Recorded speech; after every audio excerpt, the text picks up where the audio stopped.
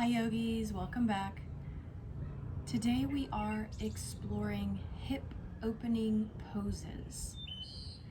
A lot of us carry tension and stress in our hips, in our hip flexors, in our groin, and so I'll break down a few common poses, proper alignment, and variations so that you can work on flexibility in the hip joints. We have a lot of myofascial tissue in our hips, and so this is a way to release tension, knots, stress, tight, sore muscles from that highly concentrated fascial area. A gentle hip opener from the Pavamuktasana series is Baddha Konasana, bound angle or butterfly pose. So you want to bring the soles of your feet together. More flexible, you'll be able to pull your heels in towards your groin. Less flexible, you can have heels further away from you, and you can roll up the blanket or put a cushion or pillow under your legs to support you. In the Pavamuktasana series, we had some gentle hip joint movements. So I'll show you a couple folds in the bound angle. The first fold, hinging at the hip. You want to keep a flat back, a neutral spine. Inhale up through the crown, and then exhale, fold as far as you can over your feet. Make sure you're holding on to the soles of your feet. You can peel your feet open like a book to help you in this fold. The second one, rounding the back. Inhale, lengthen through the crown, and then exhale, roll your spine down towards the soles of your feet. And you'll hold here. Baddha Konasana. Bring the soles of your feet together and then open them like a book. This will help you flatten your legs all the way to the mat. If you're using a prop underneath, no problem. Simply grab the soles of your feet and then we can fold forward as far as is comfortable for you. And then breathe into your hip area. Imagine any tight spots opening like a flower. And then our second fold, sit up straight and tall, and then roll the spine down, rolling the neck all the way down to the lower back. And when you're ready, when you feel complete, come back up. The first pose we're going to focus on is pigeon pose. Pigeon pose is a mild back bend, but also a hip opener. So the front leg is going to make an external hip rotation, means out, stretching the hips on the front leg. The back leg extended fully behind you will be stretching this front area, your hip flexors, your groin, your quads. Now, if you are more flexible in the hips, try to bring your front leg squared so that it's parallel to the front of your mat. So you want one parallel line with the front of your mat and your shin. If you feel pressure on the knee in this pose, flex your foot and this will relieve tension in your tendons in your knee. If you are less flexible through the hips, which a lot of us are due to lifestyle, sitting at a desk, sitting in our car, or stress, pull your ankle, pull your foot in towards your groin so you have a little less pressure on your external rotation of the hip. Now, if you notice that you're rolling over to the side, use a block, a rolled up blanket or towel, or even a pillow or cushion to support that hip so that you are parallel. So now you can focus on your pigeon pose. As you breathe, breathe into any tight, tense areas, and you can come down to forearms or all the way into sleeping pigeon with arms extended in front of you. If you want to make it more challenging, you can bend the back leg and stretch the quads in the back leg as well. In pigeon pose, we don't want to rotate to one side. You're not stretching out the hips this way. So you want to make sure your hips are facing the front of your mat. Again, if you're rolling to one side, place a support under the left hip. Shin ideally is parallel to the short edge of your front mat. If you are less flexible, bring the heel in towards the groin. If you feel pressure on your knee here, dorsiflex the foot, flexing the foot all the way. If you want more stretch in your back leg, you can reach for the back foot or even grab a strap and pull the foot in towards you. In pigeon pose, you're focusing on holding this pose for a longer period of time to release all of those tight, sore muscles. So with every breath you take, send that breath into the tight areas of your hips, of your groin, even your low back. Continue lifting through the chest, through the top of the head. And as you exhale, release your tension and you can begin to fold over. If this is comfortable for you, you can come all the way into your sleeping pigeon.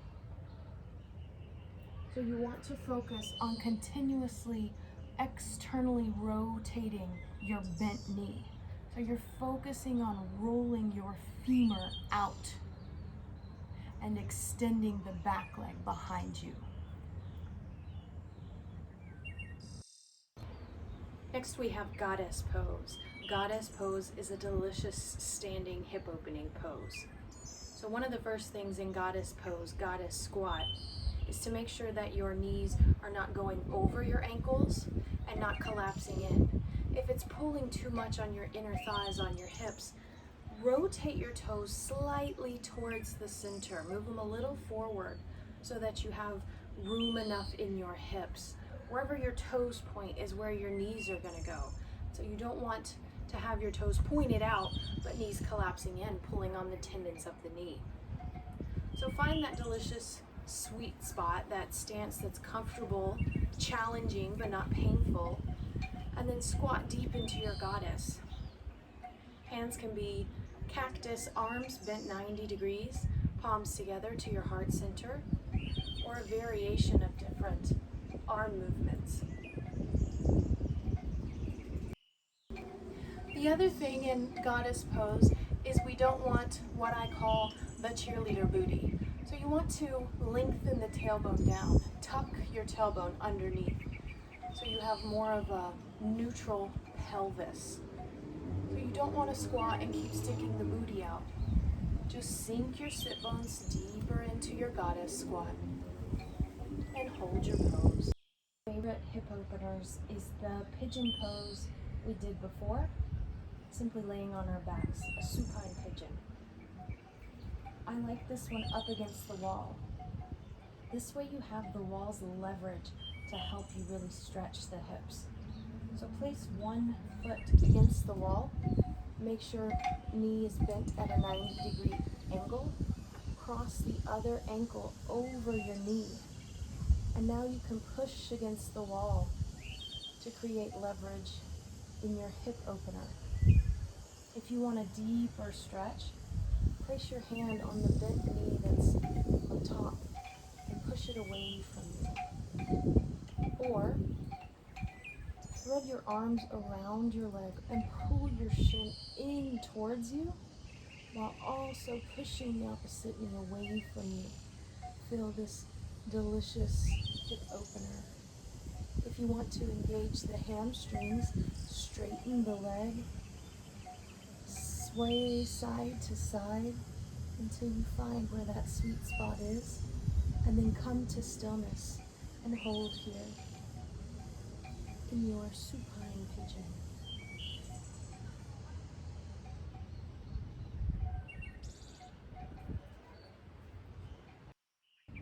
The next pose is lizard pose. Lizard pose is a very intense hip opener, so make sure you listen to your body. You can challenge yourself, but don't push to the point of pain. Similar to the pigeon pose, you're bending and stretching the front leg while also extending the back leg. So the most modified version of the lizard pose will start in a downward facing dog. So from down dog, you're just going to step your back foot on the outside of your front hand so that the outer edge of your front foot is now on the edge of your mat. From here, just slide or extend your back leg back. To make it more challenging, you can keep your knee off the mat or lower your knee and untuck your toes. So now you're in the basic lizard pose. If you are hyper flexible, have a lot of mobility in your hips, you might tend to sink forward. But if you're super flexible, I challenge you to use your muscles, build your muscle strength rather than just continuing to stretch them. So to build the strength, you want to push down into the mat with 4 corners of your foot, your big toe, your tiny toe, and both sides of your heel. And so you want to create lift and height with your upper body while pushing down with your foot. So now you're engaging the glutes, the quads, hamstrings, and calves. So you're working on strengthening if you're hyper flexible. If you're less flexible, you might roll to the outer edge of your foot and use your hand just to guide your knee open. And so from here you can hold this pose, or as you breathe, slowly take your time and come to your forearms, or extend arms all the way out in front of you. This pose takes time to really reap the benefits. So you might hold a lizard or a pigeon a little bit longer, maybe 10 breaths, 60 to 90 seconds. If you want this one to incorporate a quad stretch, again, you can bend the back leg, grab a strap and pull your foot, or if you can, grab your foot for a quad stretch. Another thing in lizard is you don't want your ankle, you don't want your knee to go way past your ankle. So really work on strengthening, using your leg muscles while also opening the hip and really sinking into the lizard pose. An important thing with these hip openers is balance. Make sure you practice on both sides. You might notice that one leg is more dominant than the other, has more strength, one has more flexibility. Try to do the corresponding exercise for both sides. Strengthen the flexible one and stretch the strong one. So make sure you do both sides equally so that you're balanced.